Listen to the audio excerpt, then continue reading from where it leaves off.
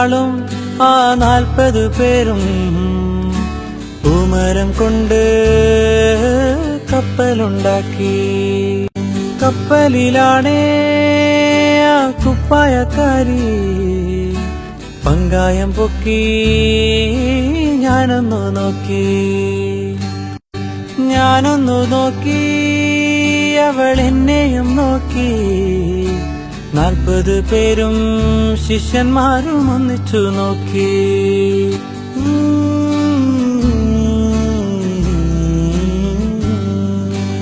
എന്തൊരഴക്, ആ എന്തൊരു ഭംഗി, എന്തൊരഴകാണാ കുപ്പായക്കാരിക്ക്.